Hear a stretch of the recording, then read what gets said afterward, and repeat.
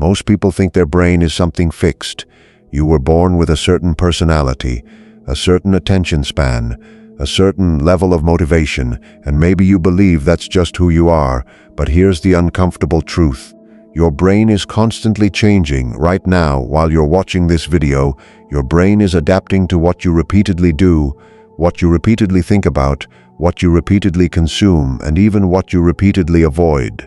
And that means some of your everyday habits are quietly reshaping your brain without you even noticing. The scary part is that some of these habits can make you more focused, calmer, and mentally stronger. But others can slowly train your brain to become distracted, impatient, anxious, and dependent on constant stimulation. And the most surprising thing? You probably do several of them every single day.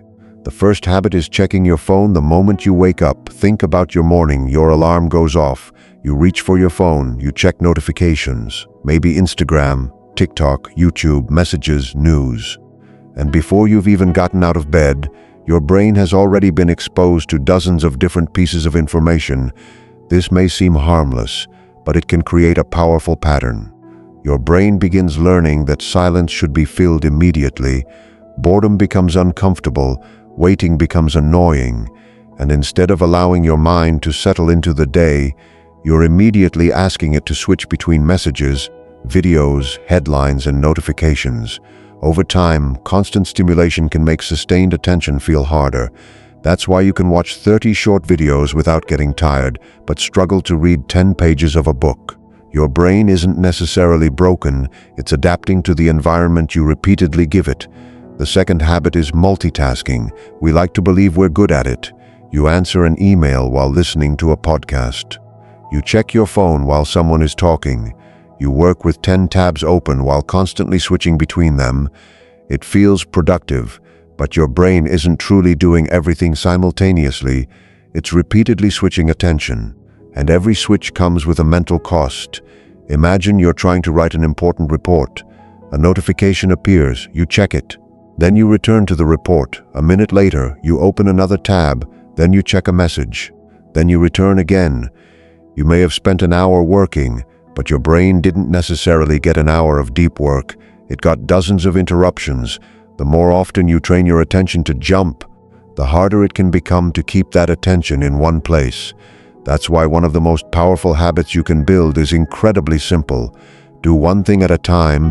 When you're eating, eat. When you're working, work.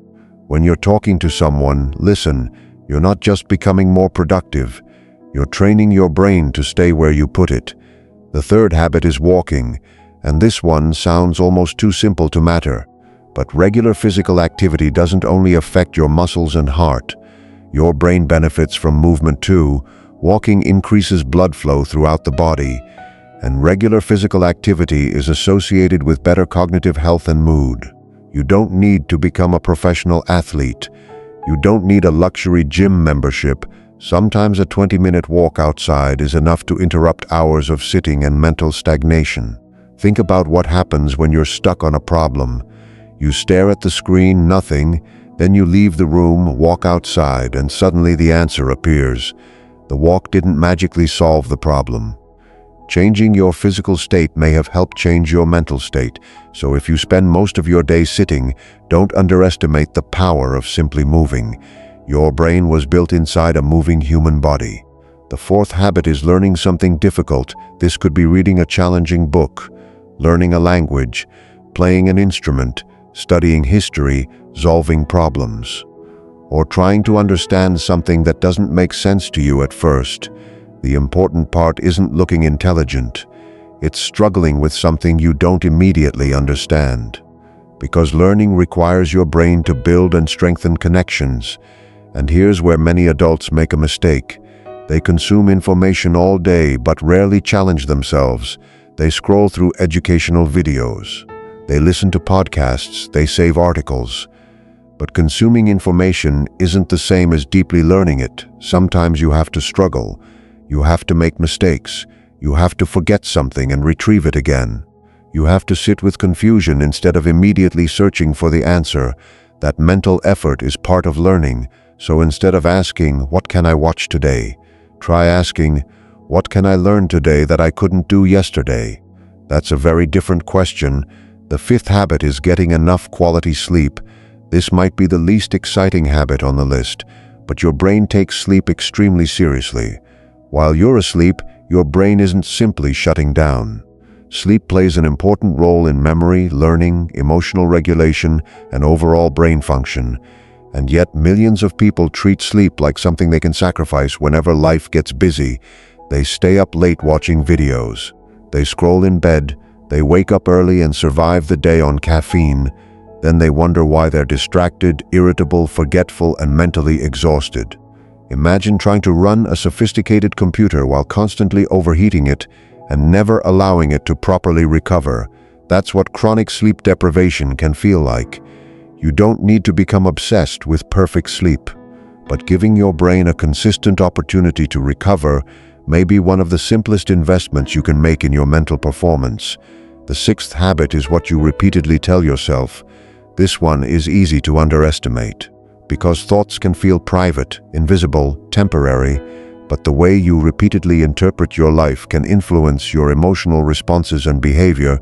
Imagine two people making the same mistake at work. One thinks, "I'm terrible at this, I always mess everything up." The other thinks, "I made a mistake, what can I learn from it?" The event is the same, but the interpretation is completely different. One thought attacks identity. The other focuses on behavior. That doesn't mean you should pretend everything is positive. Real psychological strength isn't saying, "Everything is amazing." It's being able to say, "This is difficult, but I can deal with it. I'm disappointed, but I can learn from this. I don't know the answer yet, but I can figure it out." The language you repeatedly use with yourself can shape the way you approach challenges, so pay attention to your internal dialogue. You may be rehearsing the same mental story every day without realizing it. And finally, the seventh habit is spending time without constant stimulation. This might be the hardest one of all. No phone, no music, no television. No endless scrolling, just you and your thoughts. At first, it can feel uncomfortable. You sit down for 5 minutes and suddenly you want to check your phone. That's exactly why it's valuable. Modern life gives your brain almost unlimited stimulation. There's always another notification, another video, another headline, another message, another recommendation. But your brain also needs space to process. Some of your best ideas may appear when you're walking without headphones, when you're sitting quietly, when you're driving without constantly consuming something, when you're simply allowing your mind to wander. Silence isn't wasted time. Sometimes it's where your brain finally gets a chance to think. And here's the bigger lesson behind all 7 habits. Your brain is listening to what you repeatedly do. Every notification you chase, every hour you sleep, every walk you take, every difficult thing you learn, every thought you repeat, every moment you spend in silence. None of these actions may seem life-changing on a single day, but your brain doesn't change because of one dramatic moment. It changes through repetition. That's why you shouldn't obsess over becoming a completely different person tomorrow. Start smaller. Put your phone down for the first 30 minutes of your morning. Take a walk. Write a few pages. Focus on one task. Learn something difficult. Protect your sleep. And spend a few minutes alone with your thoughts. Do it again tomorrow, and then the day after that, because the most important question isn't, "What kind of brain do I have?" The better question is, "What kind of brain am I training myself to have?" And the answer is being written by your habits every single day.